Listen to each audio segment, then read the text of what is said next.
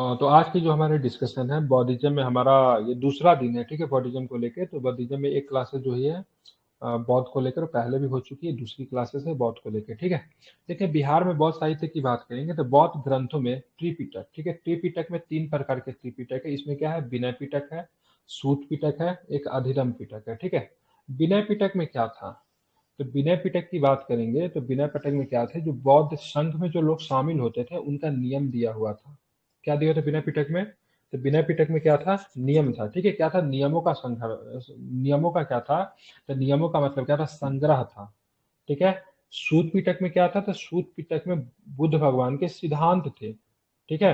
अधिगम पिटक की बात करेंगे तो अधिगम पिटक में ध्यान में बौद्ध मत था, ठीक है, दार्शन का विषय था, ठीक है। बौद्धिज्म का जो दर्शन जो था वो आपको अधिगम पिटक में था। तो 3 प्रकार के पिटक है, विनय पिटक, सूत पिटक, अधिगम पिटक। विनय पिटक में क्या है, बौद्ध संघ में जो लोग शामिल होते थे उनके नियम वगैरह थे इसमें। और सूत पिटक की बात करें, सूत पिटक में बुद्ध धर्म के क्या थे, बुद्ध के धार्मिक सिद्धांत थे, तर्क थे, संवाद थे। अधिगम पिटक में बात करेंगे तो बौद्धिज्म से दर्शन थे, मतलब इसे दार्शनिक व्याख्या इसकी की गई थी, ठीक है। तो 3 प्रकार के पिटक है, इसको आपको ध्यान रखना है। तीनों पिटक की भाषा की बात करें, भाषा कौन सी है तो क्या बताएंगे, पाली। भाषा जो रहेगी इनकी पाली भाषा रहेगी। कौन सी भाषा रहेगी, तो भाषा इनकी पाली भाषा रहेगी, ठीक है। पाली। सूत पिटक में बुद्ध के धार्मिक सिद्धांत और तर्क और संवाद के रूप में संकलित किया गया। सूत पिटक में क्या है, तो बुद्ध के धार्मिक सिद्धांत है, तर्क है, संवाद है, ठीक है, ध्यान रखेंगे। विनय पिटक में क्या है, विनय पिटक का मतलब होता है, विनय का मतलब क्या होता है, अनुशासन। अनुशासन की टोकरी है। इसमें क्या है, संघ के जो भिक्षु और भिक्षुणी जो होते थे उनके लिए बनाए गए नियम थे, से आपको संघ में रहने के लिए इस नियम को क्या करना है, पालन करना है, ठीक है। अधिगम पिटक की बात करेंगे, इसमें क्या था, बौद्ध मतों की दार्शनिक व्याख्या की गई थी। तो गड़बड़ तो नहीं करेंगे, कभी मिलाने के लिए दे देता है, ठीक है, याद हो जाएगा। विनय का मतलब नियम हुआ, सर। सूत का मतलब क्या हुआ, बुद्ध भगवान के उपदेश कह लीजिए। अधिगम में क्या हो गया, दर्शन हो गया, क्या हो गया इसमें, दर्शन हो गया, ठीक है। दर्शन। तो तीनों को आपको क्या रखना है, याद रखना है, ठीक है। अब आप देखेंगे जातक, एक था दीर्घ निकाय था, दीर्घ निकाय था, ठीक है, बहुत सारे निकाय था, एक जातक था, मध्यम ठीक है। तो अभी निकाय। ऊपर हुआ ये ये निकाय और मतलब जातक में बात करेंगे, दोनों में क्या था, तो निकाय और जातक में बात करेंगे तो बौद्ध धर्म के सिद्धांत तथा कहानियों का संग्रह हुआ करता था। क्या हुआ करता था इसमें, बौद्ध धर्म के सिद्धांत भी थे और साथ में आप देखो तो कहानियों के क्या थे, संग्रह थे, ठीक है। इसको आपको ध्यान में रखना है, इंपॉर्टेंट है, ठीक है, क्लियर। जातक में क्या है, तो जातक में, ठीक है, बुद्ध धर्म के पुनः जन्म की कहानी का सिद्धांत है, मतलब बौद्धिज्म जो है रीबर्थ में क्या रखता है, विश्वास करता है, ठीक है, ध्यान रखेंगे, ठीक है। तो निकाय तथा जातक की बात करें में बौद्ध धर्म के सिद्धांत तथा कहानी है। जातक की बात की, जातक में बुद्ध के पूर्व जन्म की कहानी भी आपको देखने को मिलती है, ठीक है। अब आते 2 किताब आते हैं, दीपवंश और महावंश, ठीक है। ध्यान रखिए, ये दीपवंश और महावंश जो है भारत में नहीं, सिंहली ग्रंथ माना जाता है, इनको क्या माना जाता है, सिंहली ग्रंथ माना जाता है, ठीक है। सिंहली ग्रंथ है ये दोनों दोनों, लेकिन इनका संबंध किससे है, तो इनका संबंध बौद्धिज्म से। किससे संबंध है, बौद्धिज्म से। ये पाली ग्रंथ में मौर्यकालीन इतिहास के विषय में जानकारी मिलती है, ठीक है, जैसे अशोक वगैरह के बारे में जानकारी है, ठीक है। आपका क्या, अशोक का जो पिताजी थे, क्या नाम था उनका, बिंदुसार, बिंदुसार। उनके संबंध में आपको जानकारी है, ठीक है। कहा जाता है अशोक ने अपने कुछ भाइयों के साथ हत्या की थी, वो सब दीपवंश महावंश से ही आपको क्या होता है, प्राप्त होता है। ये सिंहली ग्रंथ है, लेकिन इसकी भाषा कौन सी है, इसकी भाषा कौन सी है, तो पाली ही है, ठीक है, ये आपको ध्यान में रखना है, ठीक है। अब रहे नागसेन, ठीक है, नागसेन एक था मिलिंद पन्हो। मिलिंद पन्हो जो था, ध्यान रखिए, हिंद एवं शासक था, ठीक है, सॉरी, मिलिंद पन्हो, मीनांडर मिनांडर था की वो। बात करेंगे, हिंद एवं जो था शासक था, हिंद यूनानी कह लीजिए। और नागसेन जो कि नागसेन की बात करेंगे तो बौद्ध संत थे, ठीक है। दोनों के बीच में बातचीत होना शुरू होती है। मिनांडर जो था बहुत सारे प्रश्न करते हैं और नागसेन के जवाब होते हैं, ठीक है। दोनों के बीच में जो कन्वर्सेशन जो था, दोनों के बीच में जो बातचीत जो होती है, ठीक है, उसमें आपको किसमें देखने को, मिलिंद पन्हो में मिलिंद आपको देखने पन्हा। को मिलता है, ठीक है। तो नागसेन और मीनांदर के बीच के संवाद के बारे में जानकारी आपको कहाँ पे मिलती है, तो क्या बताओगे, मिलिंद मिलिंद पन्हो में पन्हा। मिलती है। कहाँ पे मिलती है, मिलिंद पन्हो में मिलती है, ठीक है। हिनयान का प्रमुख ग्रंथ की बात की, कथा वस्तु, ठीक है, महात्मा बुद्ध के जीवन चरित्र के अनेक कथानकों का वर्णन आपको देखने को मिलता है, ठीक है। तो हिनयान का प्रमुख ग्रंथ कथा वस्तु है, हिनयान से, ठीक है, ये संप्रदाय है, ठीक है, बौद्धिज्म के अंतर्गत भी हिनयान है, महायान है, ठीक है। 2 सेक्ट है, उसमें से कथा वस्तु का संबंध किससे है, हिनयान से, ठीक है, महात्मा बुद्ध के जीवन चरित्र की अनेक कथानकों का वर्णन मिलता है, ठीक है। कथा वस्तु है, किनका कथा? तो गौतम बुद्ध की कथा, ठीक है। अब यहाँ पे देखेंगे दिव्यावदान, ठीक है। दिव्यावदान जो है ये भी आपका मौर्योत्तर काल से, मौर्य और मौर्योत्तर दोनों से संबंधित है, ठीक है। तो दिव्यावदान में अशोक के उत्तराधिकारी से लेकर पुष्यमित्र सुंग तक के शासकों के विषय में जानकारी आपको किसमें मिलती है? तो दिव्यावदान में मिलती है। काफी महत्वपूर्ण है, ध्यान में इसको रखें। किसमें मिलती है? दिव्यावदान में मिलती है, ठीक है। अब आते हैं बौद्ध धर्म के प्रवर्ती धार्मिक संप्रदाय, मतलब बौद्ध धर्म से पहले, ठीक है। तो सबसे पहले आजीवक की बात करेंगे, ध्यान में रखें कौन थे? मखली गोसाल। कौन थे? मखली गोसाल, ठीक है, ध्यान रखेंगे, ठीक है। उसके बाद घोर अक्रियावादी की बात करेंगे, जिसका कौन थे? पूरन कश्यप थे। कौन थे? पूरन कश्यप थे। अब आता है भौतिकवादी की बात है, अजीत केस कम्बलिन। क्या नाम था? अजीत केस कम्बलिन, ठीक है, ध्यान में रखेंगे, ठीक है। संदेहवादी की बात करेंगे, संजय बेट्ठल पुत्र। और नियतवादी की बात करेंगे, इसका नाम था पकुद कच्छायन, ठीक है। इनका मानना था भाई साहब जो भी कुछ हो रहा है सब डेस्टिनी है, सब लिखा हुआ है, सब मतलब नियति है, मतलब कोई भी चीज जो होता है वो पहले से फिक्स होता है, मतलब किसी भी चीज में कोई भी बदलाव नहीं होता है, ठीक है। हालांकि आजीवक जो था वो भी इसी प्रकार की चीजों को मानते थे, ठीक है। तो थोड़ा आजीवक जो था, आजीवक से संबंधित ग्रंथ वगैरह नहीं मिलता है, ध्यान में रखेंगे। मखली गोसाल जो थे इसके संस्थापक थे। घोर अक्रियवादी के कौन थे? पूरन कश्यप थे। हाँ जी, मखाली घोष तो महावीर के कंटेम्पररी थे ना? हाँ बिल्कुल, महावीर के कंटेम्पोररी थे मखली गोसाला। थोड़ा दोनों आजीवक का साथ जो में था थे, ना, बाद में थोड़ा अलग सा अलग हो गए। महावीर के साथ डिबेट भी इनका हुआ था, हालांकि बौद्धिज्म भी डिबेट तो में हो गया। महावीर के साथ ना डिबेट हुआ था, आजीवकों का डिबेट हुआ था महावीर के साथ, महावीर स्वामी के साथ, जहाँ पे दोनों में काफी कन्वर्सेशन वगैरह भी हुआ था। आजीवक जो था ना थोड़ा सा अजीब तरह की बातें करता था, मतलब भौतिकवादी चीजों को लेकर बहुत अच्छे से बोलता था। दे जो भी आपको प्राप्त करना है इसी में प्राप्त कर ले, ऊपर मरने के बाद कुछ नहीं है, ठीक है। आपको क्या हाँ, करना है, मटेरियलिज्म मतलब की बात अगर करते हैं। अगर आपको उधार लेके ही पीना है तो आप घी ही पियो, ठीक है, उधार लेके फिर मरने के बाद कौन, मतलब अजीब अजीब तरह की बातें करता है, जो कि मतलब अभी के समाज में भी या डेट टाइम में भी उसको स्वीकार नहीं किया गया था, ठीक है, ध्यान रखेंगे। अब बाद में आजीवक क्या होता है, अशोक के साथ भी इसका मतभेद हो जाता है, क्योंकि बौद्धिज्म का इसने अपमान कर दिया था, तो अशोक ने इसका बहुत अधिक वो करवाया था, ठीक है। हालांकि आजीवकों के लिए अशोक ने बहुत काम भी किया था, लेकिन एक आजीवक ने क्या किया, बौद्धिज्म का अपमान कर दिया। जैसे बुद्ध को चरणों में झुका हुआ दिखाया गया था, तो अशोक के साथ भी इसका कॉन्फ्लिक्ट हो गया था। तो आजीवक के रिलेटेड कोई भी धर्म ग्रंथ जो है सो आपका प्रेजेंट में आपको नहीं देखने को मिलता है, ठीक है। जो भी है बस इसका कहानी ही है, ठीक है।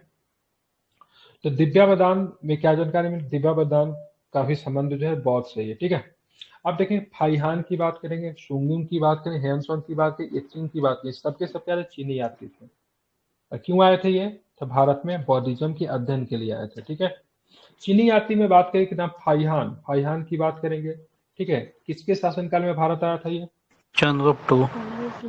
बिल्कुल, चंद्रगुप्त द्वितीय के शासनकाल में भारत आया था, ध्यान रखेंगे। और चीन से आने वाला पहला चीनी यात्री कौन था, तो क्या बताएंगे?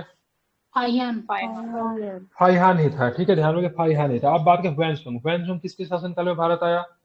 हर्षवर्धन। हर्ष के शासनकाल में भारत आया। लगभग ये 15 वर्षों तक भारत में रहता, कहीं के पे 16 भी मिलेगा, ठीक है। 629 से लेके कब तक था? 645 तक ना, कितना होगा, ठीक है, देख लीजिएगा, ठीक है। तो लगभग 14-15 साल तक ये भारत में रहता है, निवास करके विभिन्न स्थानों पे मतलब ये काम किया, ठीक है। मतलब गया, घुमा, ये दक्षिण भारत भी गया था, पता है। दक्षिण भारत गया था, पुलकेशिन द्वितीय के राज्य में गया था, नरसिंह वर्मन फर्स्ट के राज्य में गया था, सभी के राज्य में गया था ये हुएनसोंग, ठीक है। हुएनसोंग की बात करें, नालंदा विश्वविद्यालय में इसने अध्ययन किया था। कितने वर्षों तक यहाँ पे रहकर शिक्षा प्राप्त की थी? कई बार प्रश्न पूछा गया था, 6 वर्ष तक। इसका यात्रा वृतांत का नाम क्या है? ठीक है, सीयू की, ठीक है, पूछा जाता है। इसमें कितने देशों का यात्रा की जानकारी मिलती है? 139 देशों को, ठीक, कहीं पे 138 भी दिया रहेगा, 138 भी बहुत जगह, सॉल्यूशन पे 138 लिखा हुआ है, ठीक है। वैसे 139 देश इसका सही आंसर, इसको आपको ध्यान में रखना है, ठीक है।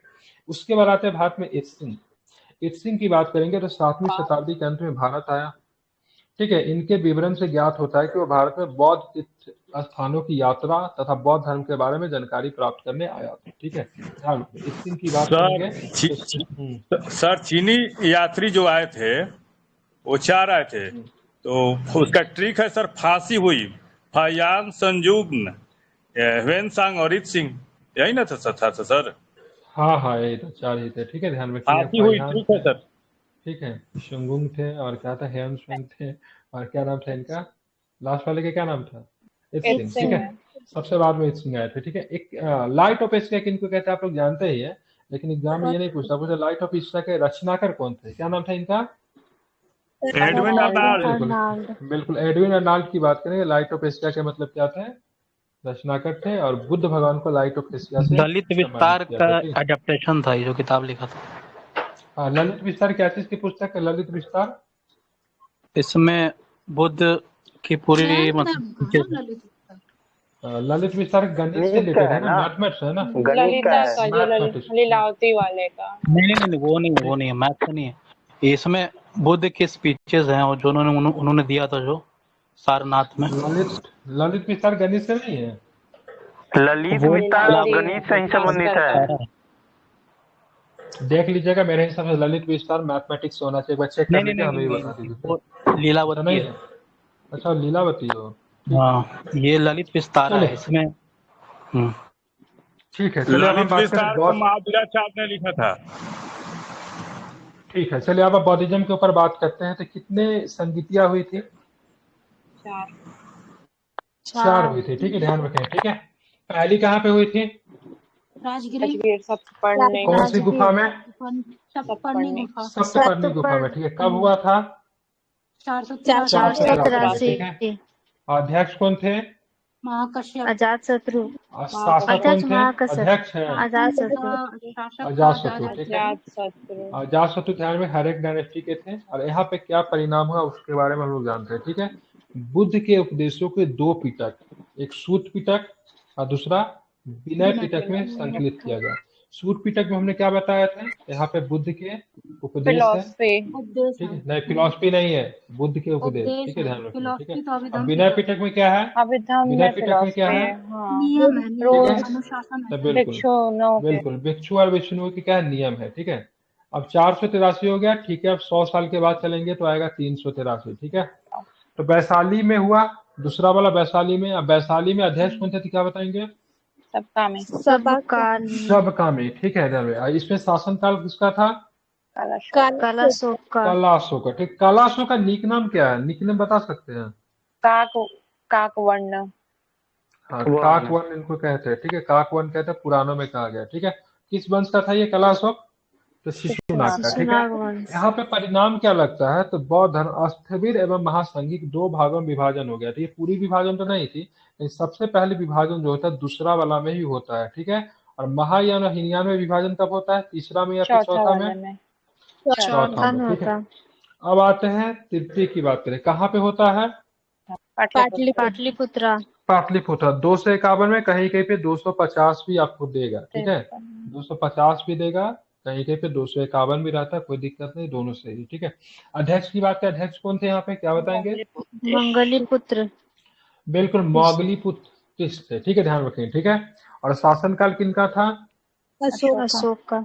अशोक का, जो कि मौर्य वंश के थे। यहाँ पे क्या हुआ, तो संघ भेद के विरुद्ध कठोर नियमों का प्रतिवाद में तीसरा पिटक जो था यहाँ पे रचना हो। 2 पिटक, पहला में और तीसरा पिटक, ये सब छोड़ दीजिए। तीसरा पिटक आपको ध्यान हो, इसमें क्या था, फिलोसफी था, इसमें क्या था, दर्शन था। ठीक है, अब आप चौथा। ठीक है, चौथा की बात करेंगे तो एकमात्र जो था बिहार से बाहर होता है। ठीक है, 3 बिहार में है, 1 बिहार से बाहर है। ठीक है, कहाँ होता है ये, कश्मीर के कश्मीर के कुंडलवन। ठीक है, कब होता है, तो ईसा की पहली शताब्दी में होता है। अध्यक्ष कौन थे, विश्वामित्र और वसुमित्र थे। और उपाध्यक्ष की बात करें, उपाध्यक्ष कौन थे, अशोक। अश्वघोष थे। अश्वघोष ने कौन सी किताब लिखी थी, बुद्धचरित। बुद्ध चरित लिखा था। किस भाषा में था ये, संस्कृत। हाँ ठीक है, बुद्ध चरित जो था पाली में नहीं था, संस्कृत में था। ठीक है, ध्यान रखेंगे। ठीक है, शासनकाल की बात करें, किनका शासनकाल था ये, कनिष्क कनिष्क का, जो कि कुषाण वंश के थे। पता है इसमें क्या होता है, बौद्ध धर्म के 2 संप्रदाय में बढ़ जाता है। ये बहुत बड़ी विभाजन थी। हिनयान जो था, महायान था। महायान की बात करेंगे, ध्यान रखेंगे, तो हिनयान इसमें महायान जो थे परिवर्तनवादी थे, चेंजिंग करते, बुद्ध को देवता की तरह पूजना शुरू कर दिया, ठीक है।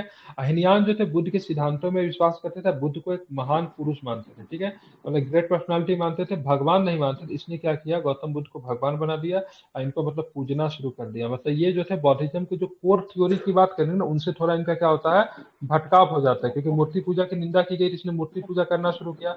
ईश्वरवाद नहीं था, ईश्वर की अवधारणा नहीं थी बौद्धिज्म में, ठीक है, उनको भी इसने क्या किया, दिया।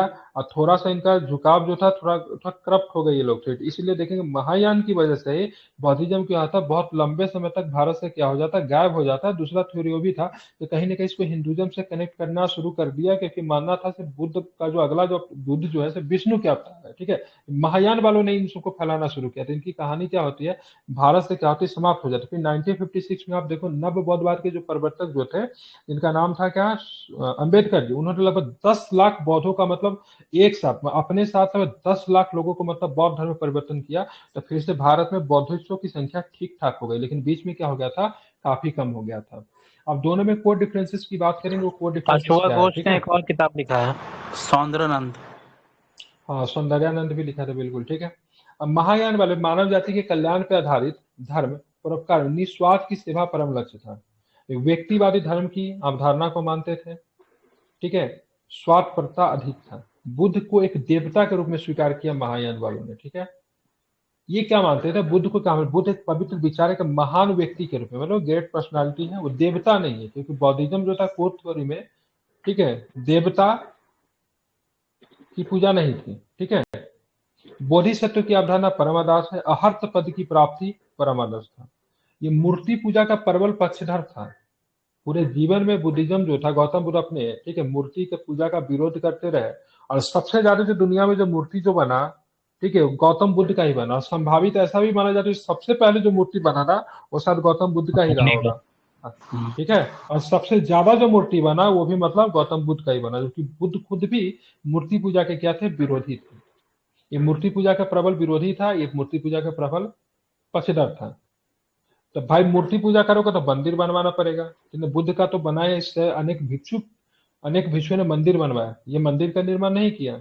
अब ये जो थे ना, बोले ना, इनका इनका पतन होने में इनका बहुत बड़ा था। अब देखिए बौद्धिज्म क्यों पॉपुलर हुआ, वाई बौद्धिज्म इज पॉपुलर, कि इन्होंने सर्वसाधारण की भाषा को मतलब क्या किया, अपनाया।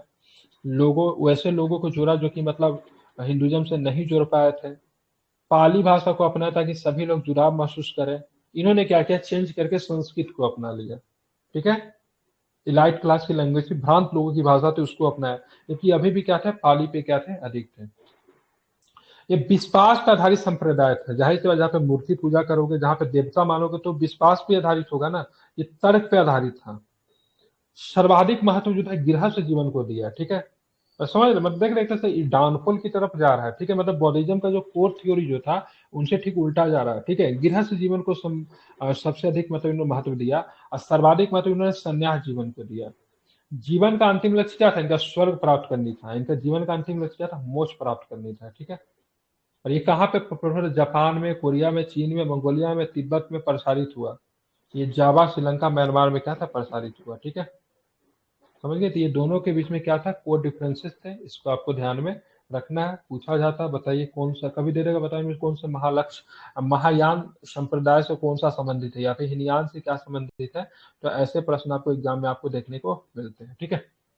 अब क्या आता है, तो अब देखोगे यहाँ पे लिंग पूजा का सर्वप्रथम मत्स्य पुराण में आपको देखने को मिलता है, लिंग पूजा का प्रमाण आपको देखने को मिलता है, ठीक है।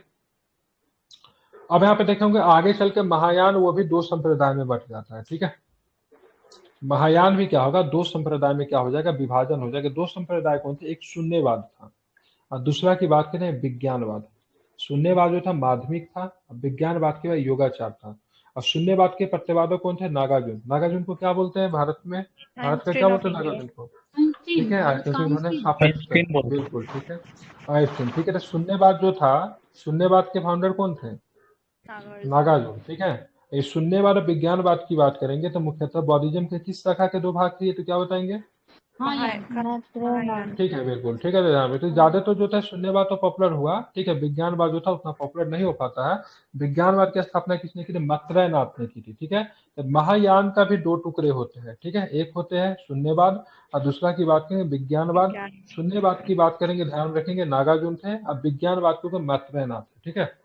महायान संप्रदाय के लोग आपको कहाँ पे मिलेगा? ध्यान में, चीन में, तिब्बत में, कोरिया में, मंगोलिया में, जापान में, ठीक है।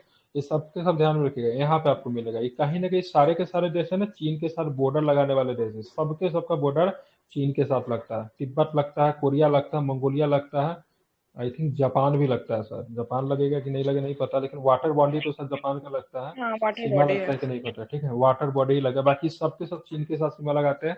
वहां पे कौन सा फैला? महायान फैला है, ठीक है। महायान। जापान का तो वाटर बॉडी लगे ना, वो तो आइलैंड है ना, वो सीमा कहाँ से लगेगा उसका, ठीक है।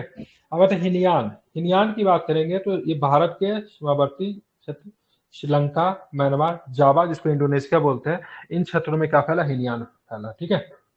अब देखिए समय के साथ हिनयान कई मतों में विभाजित हो गया। महायान का तो ये और भी मतों में विभाजित हो गया। कुल इसके 18 मत थे, तो कितने मत थे?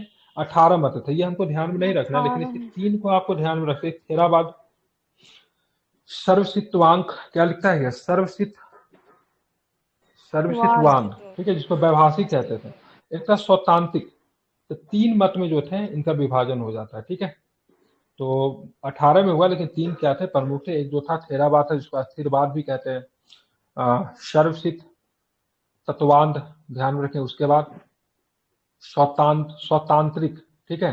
ये किनके हैं? तो ये आपको ध्यान में रखना है किनके हैं ये। तो ये आपके हिनयान के हैं, ठीक है। हिनयान। मोगली के बारे में आपने कौन सा अधिवेशन में देखा था? कौन सा बौद्ध सम्मेलन में थे ये मोगलीपुतिस? दूसरे वाले में दूसरे वाले में थे कि तीसरे वाले में थे?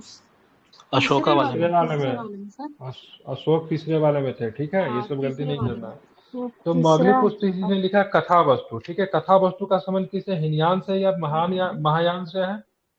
हिनयान सर। ये आप देखते हो, शून्यवाद, विज्ञानवाद है, मायावाद, ये सबके सबका फिलॉसफी है। क्या है? ये सबके सब दर्शन है, ठीक है।